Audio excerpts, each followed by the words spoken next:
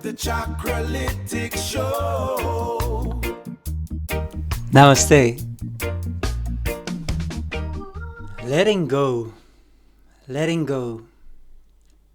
In this video, I would like to contemplate on letting go, maybe the art of letting go, and what may prevent what I've experienced and what I've seen in the research that I've done, what may prevent us from letting go, and how we can recognize maybe situations or social dynamics that are holding us back and that are feeling contracting instead of liberating, and how we can recognize expanded relationships and healthy relationships, and how we may focus on healthy situations, healthy relationships that support us in our self-alignment process, in our process of expansion. So this is going to be, I feel, a pretty deep video. So as you may know, it's based on lived experience of going through a deep transformational process over the last, it's more than a decade. It's since my begin 20s, and I've just turned 36, so it's been a while. And accompanied with the studies that I've done and the research that I've done. So let's dive into the topic. Letting go. What I've experienced, it can be a harsh thing to do, or a harsh feeling to do, and it may go accompanied with a lot of emotion. And so I would like to first show the things that may hold us back from letting go, and why we stay in the situation that we're staying in, even if it doesn't feel aligned with us. So I think very important aspects of it are obligation. We may feel obligated to be in a certain dynamic, be in a certain social dynamic, that we have social obligations, that we have obligations to the persons that we communicate with, that we have obligations in our social group setting, or obligations in the form of the work that we do, and obligations to the people that we're interacting with. And this may be a big obstacle in letting go and in releasing what doesn't serve you anymore. You can give yourself all kind of issues and explanations why you have to be in that certain situation that isn't serving you, that is contracting you, because out of obligation you feel obligated to be in that situation. Another aspect can be guilt. You feel guilty if you let go of certain people, if you let go of certain social dynamics that aren't serving you anymore. You experience a deep sense of guilt and of maybe betrayal, that you're betraying the persons that you love, maybe, or the group that you're interacting with, or the work environment that you're working for, even though it isn't serving you, even though you feel contracted and it doesn't align with you anymore, or it suffocates you. You still feel guilty and loyalty towards this group and this setting, and this is why it may feel very hard to let go. The third one, we could say, would be fear. The fear of letting go. All right, but what if I let go? What happens after? You know, how would everybody react? How will they see me? Will I be not liked? Will I be hated for it? Will I be alone the rest of my life? Will I be able to stand on my own legs? And yeah, be able to move on, and will they go against me, or all these kind of fears. So then there is the fourth. I would like to add a fourth one, and I would like to say that this is hope. And in the sense that this is hope, I mean in the sense of that you're hoping that the situation will get better eventually, just on its own. Just stay in the situation, and maybe the other person will change. Maybe they will become more loving. Maybe they will become more nice. Maybe they will understand me someday. Maybe they will become more compassionate only if they understood me better. Or maybe the situation will get better. I just have to try harder. I have to work harder and to perform better and to do my best, and maybe then I will be liked, maybe then I will be seen, maybe then they will see me as an equal. Hope. So these four, maybe the categories from my perspective that will hold us in situations and will hold us in experiences and social dynamics that aren't serving us. So how do we recognize then that we're in a situation that isn't serving us anymore, that is holding us back for our feeling? Well, certain pointers may be that you're walking on eggshells. You feel like walking on eggshells when you're around that person. You feel anxious, may feel anxious when you're around that person or in that situation. Experience a lot of anxiety. You have a feeling that you're not good enough for the other person, that there is always an underlying sense of battle, a sense of competition and battle. There's often like this blame shifting and the sense of guilt, and that you maybe have to become smaller to be accepted, or there's a sense of that you are feeling that you are constricted or being controlled by the other person. There isn't this sense of freedom. There is this continuously feeling of battle, and that you have to perform in a certain way, that you have to be in a certain way, that you have to look maybe in a certain way, that you have to act in a certain way, that you have to please the other, and that you don't feel seen, that you don't feel recognized, or that it is okay to be who you are.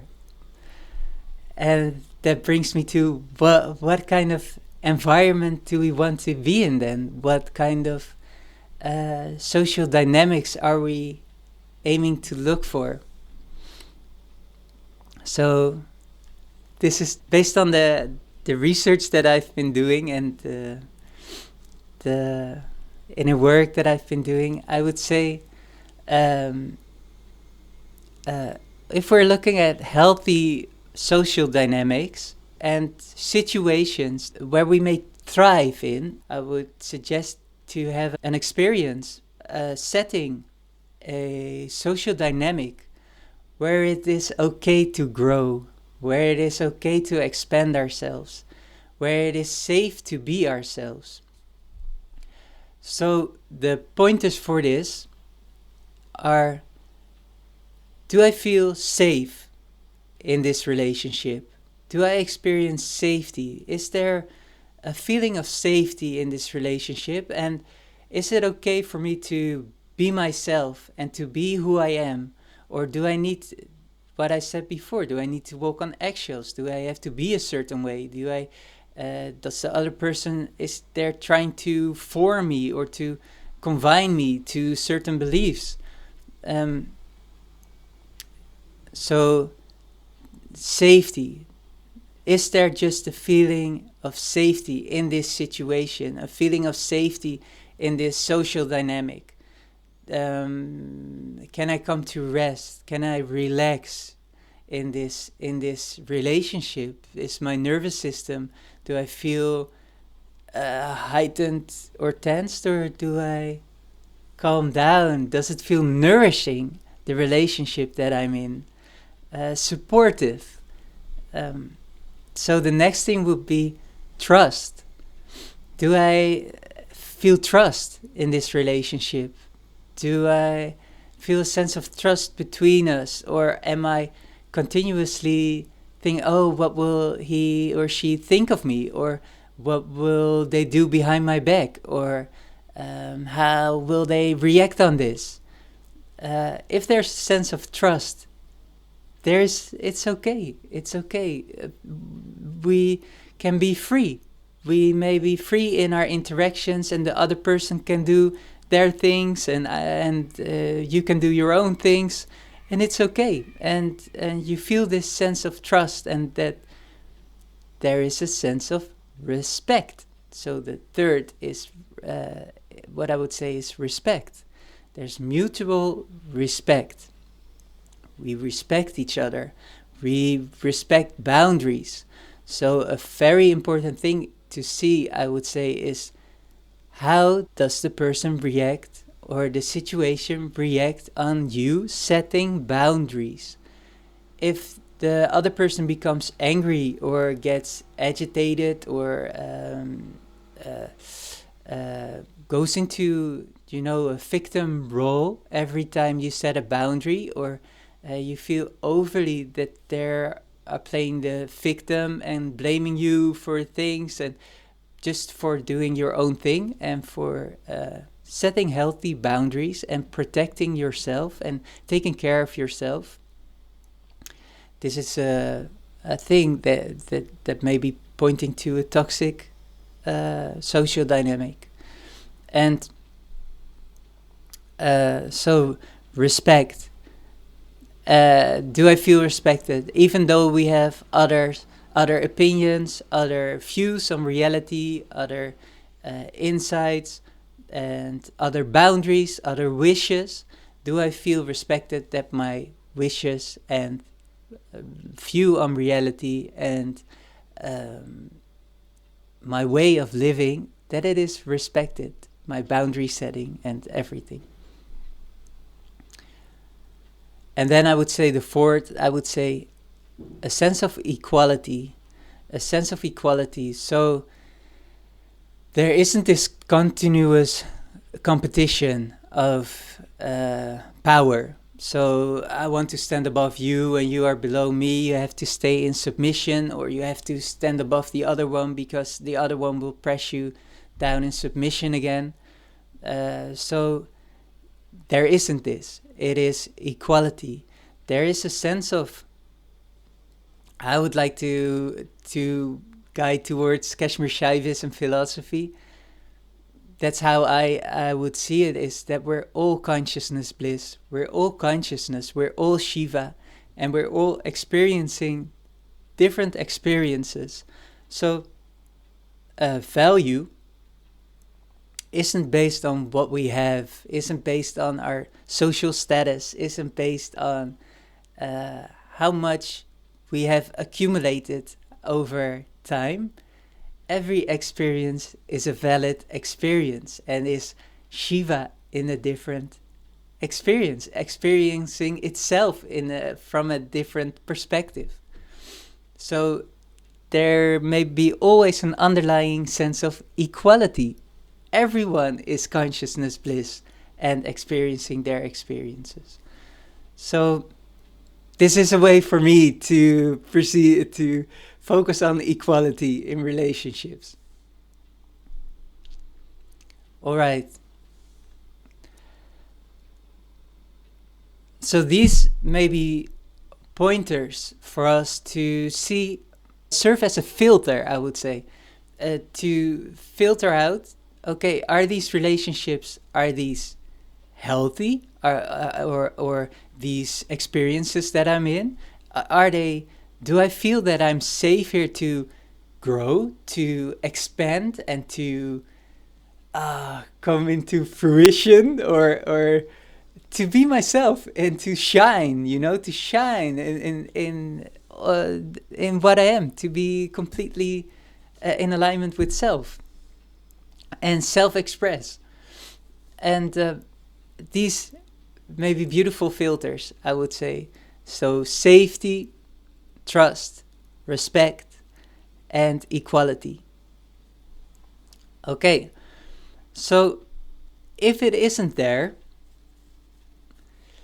this doesn't necessarily have to mean that the other person is a bad person, or isn't loving you, or is, against you.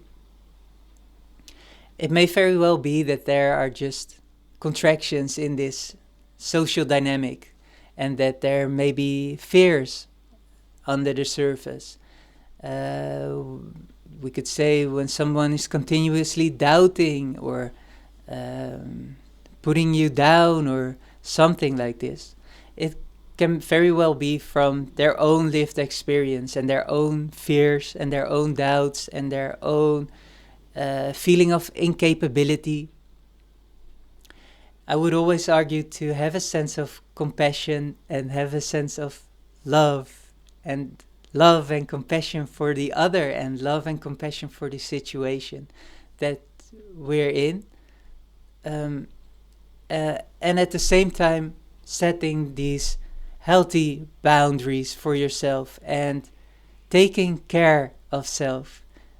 The obligation are our thoughts that we have to stay in this situation, that we do feel guilty, that we do feel this fear, and then based on that, maybe that hope. I would say letting go of these situations, we now have a clear view, but these emotions can come up when we let go, and these can be very intense. So instead of trying to fall back into that pattern again, and okay, it feels too intense, I feel scared, and you go back into that pattern again, I would suggest to sit with these emotions. And I've talked about this times before, about the withdrawal in the withdrawal video, and how to sit with these emotions and just meeting these emotions from a place of unconditional love and acceptance. And this can take a while. This can, and there will be grief. I've talked about this in the phases of inner work, and that there may be a phase of grief and sadness in letting go. So when we know what we're doing and we're doing this for, we could maybe say that this is the price we pay for freedom. So I would argue to go through this and to sit with these emotions, feel this sadness, feel this fear, feel this guilt, and move through it. And know that that's why I love Kashmir Shaivism and the study of Kashmir Shaivism. It may be supporting you in this process as well. So there is svatantrya, and svatantrya means this complete freedom. Consciousness, our essence nature, is in essence completely free, self-dependence. So svatantrya, right? I wish you well on your journey going through this phase, and thank you for watching. And if you appreciate the content that we're creating here, I warmly invite you to like and to subscribe. And if you have any questions or reflections on the topic, I warmly invite you to leave a comment in the comments below, or connect with us via Chakralytics or via Databration. Bless you on your journey. Namaste.